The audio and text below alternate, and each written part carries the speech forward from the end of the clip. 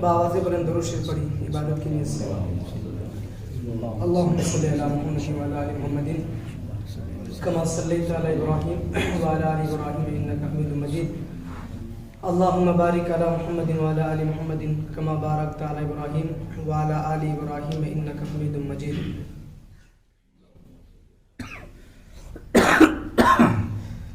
میرے محترم بزرگوں اور دوستوں، پچھلے ہفتے ہم نے آپ کے سامنے باتیں کی، اس سے پہلے والے ہفتے میں بھی ہم نے آپ سے باتیں کی کہ ہم سب کو حضور صلی اللہ علیہ وسلم سے محبت کرنا فرض ہے، اور ہمارا اور آپ کا سہارا دونوں جہان میں صرف کو ہے تو صرف اور صرف غریبوں کے غم گسار ہم سب کا آقا و مولا جناب محمد رسول اللہ صلی اللہ علیہ وسلم، صرف ایک ہی سہارا ہے یہاں بھی اور وہاں بھی۔ اگر ہم حضور صلی اللہ علیہ وسلم کے بتائے ہوئے طریقے کے مطابق زندگی گزاریں گے تو اللہ تعالیٰ ہماری دنیا میں بھی ہماری عزت نصیب فرمائیں گے، ہمیں شہرت نصیب عطا کریں گے، اور ہم نبی کریم صلی اللہ علیہ وسلم کی سنتوں پر عمل کریں گے، ان کی بات کو مان کر کے چلیں گے تو کل قیامت کے دن بھی ہمارا سر فخر سے اونچا رہے گا اور ہم سرخرو ہو جائیں گے، دونوں جہان میں ہمیں کامیابی حاصل ہوگی۔ تو شرط یہی ہے کہ ہمیں اور آپ کو نبی صلی اللہ علیہ وسلم کی ایک ایک چیز سے محبت کرنی ہے، ٹھیک ہے نا؟ میں نے بہت پہلے آپ سے کہا تھا کہ ایک ہے ذات پیغمبر اور ایک ہے بات پیغمبر۔ اللہ تبارک و تعالیٰ نے ذات پیغمبر کو بھی محفوظ کیا ہے اور بات پیغمبر کو بھی محفوظ کیا ہے، اور ہم سب کو بھی ذات پیغمبر سے بھی محبت کرنی ہے اور بات محمد سے بھی محبت کرنی ہے، ٹھیک ہے؟ ذات پیغمبر میں نے آپ کو سمجھایا تھا کہ ذات پیغمبر جو حضور کی ذات ہے محمد صلی اللہ علیہ وسلم، یہ ان کی ذات ہے، ان سے محبت کرنا، اور حدیث ان کی طریقے سنت یہ کیا ہے؟ یہ ان کی بات ہے، تو ان سے محبت کرنا اور ان کی باتوں کو ماننا ہم سب کے لیے بہت زیادہ ضروری ہے۔ کوئی بھی انسان اللہ کو نہیں پا سکتا جب تک کہ وہ نبی کے طریقے کو نہیں اپنائے گا، ٹھیک ہے نا؟ اور کوئی بھی انسان کامیابی کو نہیں پہنچ سکتا جب تک کہ اس کے دل میں نبی کی محبت نہ ہو۔ لاکھ نمازیں پڑھے، لاکھ دین کا کام کرے، لاکھ واعظ و نصیحت کرے، لاکھ کروڑوں روپے لٹائے برباد کرے، چاہے وہ لوگوں کو مدد کرے جس معاملے میں بھی ہو، پیسے لٹائے، لیکن اس کے دل میں اگر نبی کی محبت نہیں ہے تو اس کی کوئی بھی عمل قابل قبول نہیں ہے۔ اللہ کو ایسا عمل پسند ہی نہیں ہے کہ جو حضور کے محبت کے بغیر کوئی عمل کیا جائے، کوئی عمل ایسا کیا جائے کہ کوئی کام تو کیا جا رہا ہے، کوئی باتیں تو کہی جا رہی ہے، میں ابھی کہہ رہا ہوں میں نبی کی شان میں بیان کر رہا ہوں، لیکن میرے دل میں اگر نبی کی محبت نہیں ہے نعوذ باللہ تو یوں سمجھ لیجئے کہ میری باتیں اللہ کو پسند بھی نہیں ہے، ٹھیک ہے نا؟ تو ایسی نبی کی بات کرنے کے لیے یا کوئی بھی عمل کو قابل یقین بنانے کے لیے، اللہ کے دربار میں مقبول ہونے کے لیے سب سے پہلی ضروری چیز ہے کیا؟ حضور کی اطاعت۔ اور یہ کس نے کہا ہے؟ خود اللہ نے کہا ہے کہ جس نے رسول کی اطاعت کی، جس نے رسول کی بات مانی، جس نے ان کی پیروی کی اس نے میری پیروی کی، جس نے ان کی بات مانی اس نے میری بات مانی، اور جس نے ان کی بات کو ٹھکرا دی گویا اس نے میری بات کو ٹھکرا دی، اور جو محمد کی بات کو نہیں مانے گا میں اس کو نہیں مانتا بلکہ میں اپنے اسے جہنم میں داخل کروں گا۔ یہ ہمارے نبی صلی اللہ علیہ وسلم کی ذات اقدس ہے، تو کوئی بھی عمل ہمارا اور آپ کا دنیا کا کوئی بھی ہو اسی وقت قبول ہو سکتا ہے جب تک کہ اس کے دل میں محبت رسول ہے۔ محبت رسول نہیں ہے تو ہمارا نعت پڑھنا لکھنا سب عبادت ہے، نعت پڑھنا لکھنا نبی کی شان میں باتیں کرنا یہ سب عبادت ہے، کب تک؟ جب تک ہم اس کو عبادت کی نیت سے کر رہے ہیں۔ لیکن ہم نعت پڑھ رہے ہیں یا ہم کوئی کام کر رہے ہیں، نعت پڑھ رہے ہیں، نعت لکھ رہے ہیں، لیکن ہم نے اس کو بزنس بنا لیا ہے تو پھر یہ عمل ہمارا قبول نہیں ہے۔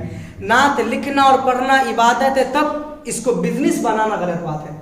اس کو ہمیں بزنس نہیں بنانا ہے، بلکہ عشق میں، محبت میں، شوق میں، ذوق میں، تڑپ میں ہمیں کیا کرنی ہے؟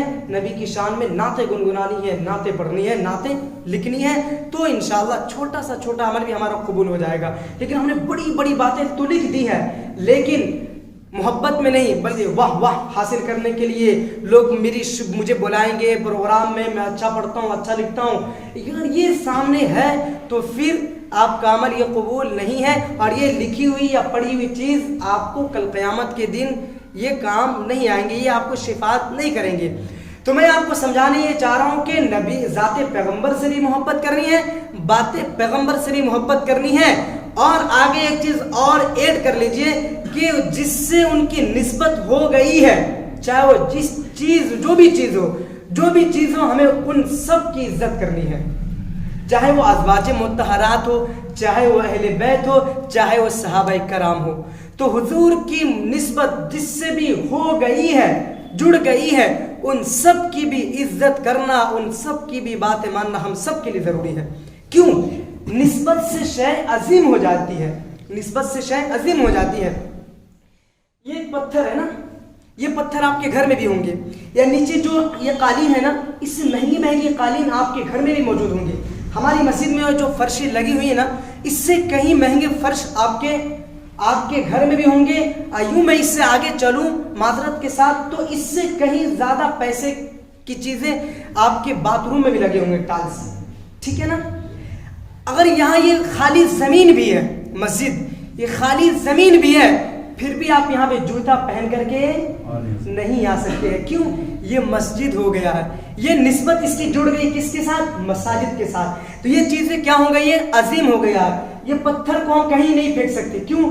اس کے ساتھ نسبت ہوگی ممبر کی، ممبر رسول کی، یہ اس کی عظمت بڑھ گئی ہے، بڑھ گئی نا۔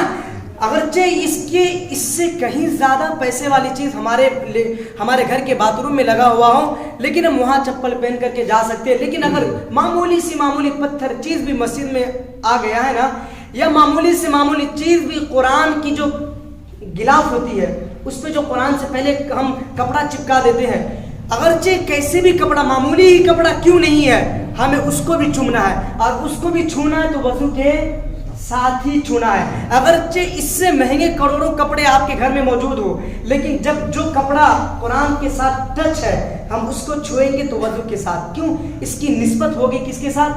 قرآن کے ساتھ۔ تو ایسے ہی جس چیز کی نسبت ہو جاتی ہے اس سے بھی محبت کرنا کیا ہوتا ہے؟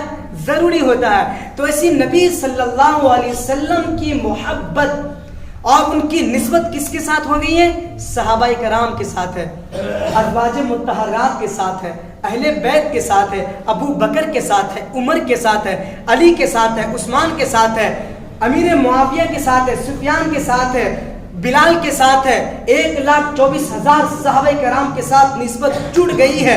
اب ہمیں ان کی شان میں باتیں کرنا، ہمیں ان کی بات ماننا، ان کی باتیں کرنا ہم سب کے لیے کیا ضروری ہے۔ اگر ہم ان پر بھوکیں گے، ہم انہیں بھدے الفاظ سے استعمال کریں گے کہ جس کی نسبت حضور کے ساتھ جڑ گئی ہے، ہم انہیں برا بھلا کہیں گے، ہم ان پر انگلیاں اٹھائیں گے، تو جیسے مسجد میں ہم چپل جوتے پہن کر کے آئیں گے تو ہمیں جوتے پڑیں گے، مسجد کے اندر اگر ہم جوتے پہن کر کے آ گئے تو ہمیں کیا ہوں گے؟ جوتے پڑیں گے۔ تو ایسی جس چیز کے ساتھ جس کی نسبت حضور کے ساتھ ہو گئی ہے، ہم ان کی شان میں اگر گستاخی کریں گے، ان پر بھدے الفاظ استعمال کریں گے تو پھر اللہ کی مار ہم پر پڑے گی۔ سمجھ میں آئی؟ تو ایسی میں آپ کو بتانے یہ جا رہا تھا کہ ذات پیغمبر سے بھی ہمیں محبت کرنی ہے، باتیں پیغمبر سے بھی ہمیں محبت ہونا چاہیے، پیار ہونی چاہیے، اور ذات پیغمبر کے ساتھ جس کی نسبت ہو گئی ہے ہمیں ان کی باتوں سے بھی اور ان سے بھی پیار ہونا چاہیے، یہ ہمارے ایمان کا حصہ ہے۔ تو میرے محترم بزرگوں اور دوستوں، میں اس سے پہلے آپ کو بتا چکا ہوں، اور میری ابھی یہی کوشش ہے کہ میں آپ کے دل میں، آپ کے گھر کے مستورات کے دل میں، آپ سب کے بچوں کے دل میں نبی کے عشق، نبی کے گھر والوں کے عشق، نبی کے صحابہ کرام کے عشق بیٹھا ہوں، اور انشاءاللہ یہ کوشش ہماری وہ بھی قبول ہو سکتی ہے، کامیاب ہو سکتی ہے جب آپ تمام ہمارے ساتھ دیں گے نا انشاءاللہ۔ تو میرے محترم بزرگوں اور دوستوں، میں پچھلے ہفتے آپ کو بتایا تھا کہ آپ کی ہر مشکل، ہر غم، ہر چیز دور ہو سکتی ہے سوائے آپ درود پاک کا ورد کریں۔ اس کی اتنی فضیلت ہے، میں بار بار کیوں آپ کو کہہ رہا ہوں درود پاک پڑھنے کے لیے، اس کی بہت فضیلت ہے، بہت زیادہ فضیلت، اتنی فضیلت ہے۔ قرآن اور حدیث میں ہزاروں حدیث ہے، ہزاروں اقوال ہے بزرگوں کے، صحابہ کرام کے لاکھوں اقوال ہے۔ میرے محترم بزرگوں اور دوستوں، درود پاک پڑھنے کی، انہیں درود پاک لکھنے کی بڑی فضیلت ہے، جو کہ ہمارے معاشرے سے ختم ہوتا جا رہا ہے۔ تو اسی لیے ہم سب چیز پر بات کرتے ہیں، نماز پر بات کرتے ہیں، نماز پڑھو، روزہ رکھو، زکوٰۃ ادا کیا کرو، حج کیا کرو، لوگوں کی مدد کیا کرو، غریبوں کی مدد کیا کرو، کسی پر ظلم مت کیا کرو، کسی کی زمین دبایا مت کرو۔ ساری باتیں ہم کر رہے ہیں، لیکن صرف ہماری معاشرے سے یہ باتیں ختم ہوتی جا رہی کہ ہمیں درود پاک کا بھی اہتمام کرنا ہے۔ تو انشاءاللہ ہم سب کو درود پاک بھی پڑھتے رہنی ہے، کیونکہ دیکھ لیجئے درود پاک کی کتنی فضیلت ہے۔ میں نے آپ کو سامنے ایک بار بتایا تھا، جب حضرت آدم علیہ السلام کا نکاح ہوا تو اللہ تبارک و تعالیٰ نے کہا تھا کہ آدم تم اپنی بیوی کا مہر ادا کرو، بیوی کا مہر ادا کرو۔ تو جنت میں ساری چیزیں موجود ہے، سونا ہے، جواہر ہے، ساری چیزیں موجود ہے، ہم مہر کیا ادا کریں، اس کو الگ سے کیا چیزیں ہم اسے ادا کریں؟ اللہ تعالیٰ نے کہا میرے پیغمبر، میرا ایک لاڈلا، میرا ایک پیارا، میرا ایک محبوب، تم سب کو جس پر ایمان لانا ضروری ہے، ایک آنے والا ہے جس کا نام محمد ہے، ان پر 10 مرتبہ، ایک روایت کے مطابق 20 مرتبہ درود پاک پڑھو، یہی تمہارا مہر ہے۔ ابھی آئے نہیں ہے، لیکن درود پاک اللہ تعالیٰ پڑھوائے جا رہے ہیں کہ پڑھو پڑھو۔ حضرت یونس کے مچھلی کے پیٹ میں جو دعا قبول ہوئی، کس کے صدقے میں؟ نبی کے صدقے میں۔ نوح علیہ السلام کی کشتی جودی پہاڑ پہ لگی، کس کے صدقے میں؟ نبی کے صدقے میں۔ حضرت آدم و حوا کی دعا قبول ہوئی، کس کے صدقے میں؟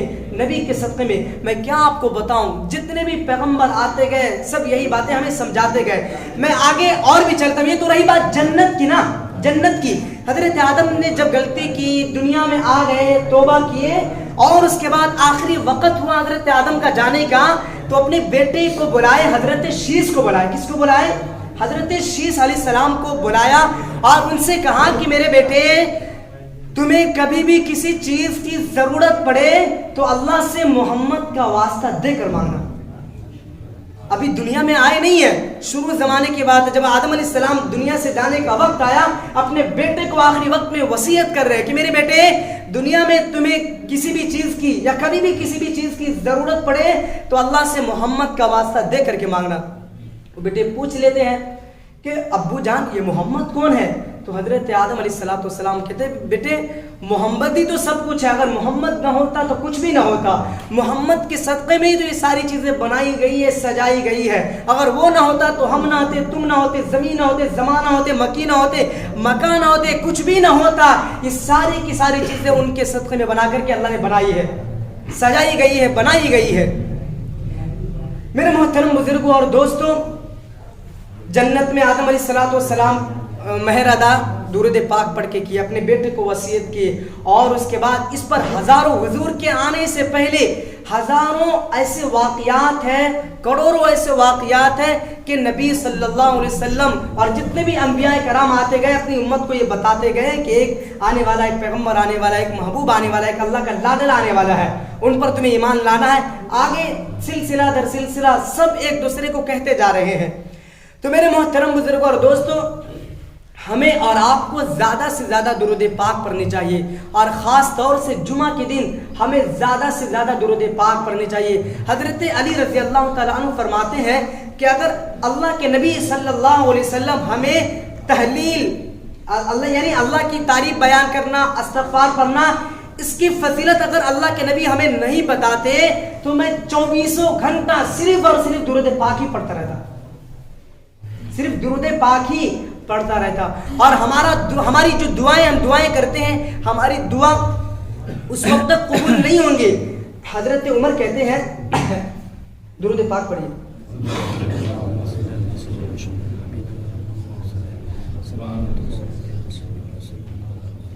حضرت عمر کہتے ہیں کہ تمہاری نماز بھی قبول نہیں ہے، تمہاری دعا بھی قبول نہیں ہے، بلکہ آسمان پہ لٹک جاتی ہے جب تک کہ تم نماز میں اور دعا میں میرے نبی پر درود نہ پڑھو، تمہاری نماز نہیں قبول ہے اور تمہاری دعا بھی قبول نہیں ہے۔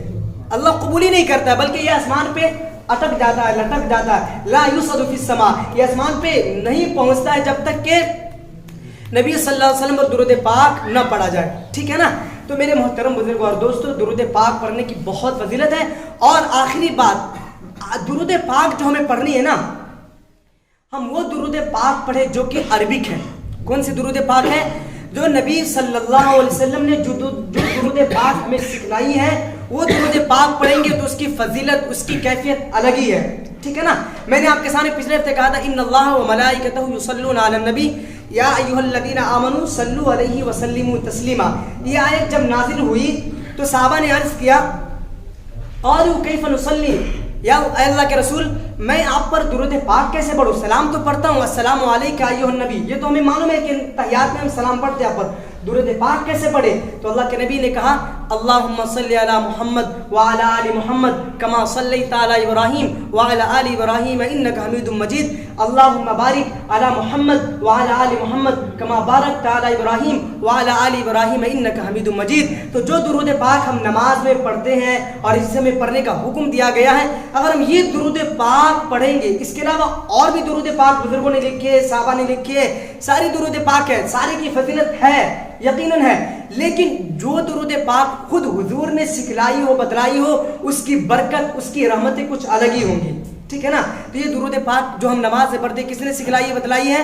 اللہ کے نبی صلی اللہ علیہ وسلم نے، اور ایک آیت کی شان نزول میں یہ باتیں بتائی گئی ہے۔ اور آخری بات، درود پاک ہمیں عربک والے پڑھیں گے تو اس کی بڑی فضیلت ہے۔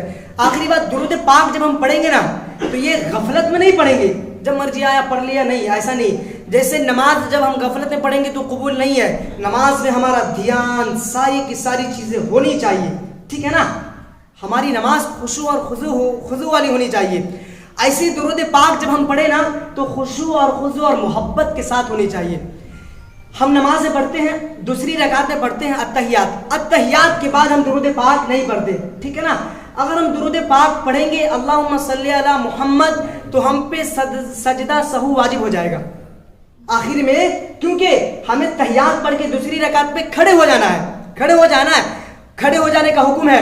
اگر ہم نے درود پاک پڑھ لیا وہاں پہ اللہم صلی علی، اتنا پہ تو واجب نہیں ہوگا سجدہ، آگے ہم پڑھیں گے اللہم صلی علی محمد، جیسے ہم کہیں گے ہم پر سجدہ سہو واجب ہو جائے گا، یعنی بعد میں ہمیں سجدہ سہو کرنا پڑے گا، 2 سجدہ۔ یہ فتویٰ دیا گیا، تو یہ ایسا کیوں؟ یہ فتویٰ کسی نے دیا معلوم ہے؟ جس امام کو ہم سب مانتے ہیں، امام ابو اعظم، امام ابو حنیفہ رحمۃ اللہ علیہ۔ یہ فتویٰ جب لکھے نا کہ جب تم دوسری رکعت میں تحیات پڑھ کے کھڑے ہو جانا، اگر تم نے اللہم صلی علی تک پڑھا تو سجدہ واجب نہیں ہے، جیسے ہی تم محمد کہو گے ویسے تم پر سجدہ سہو واجب ہو جائے گا۔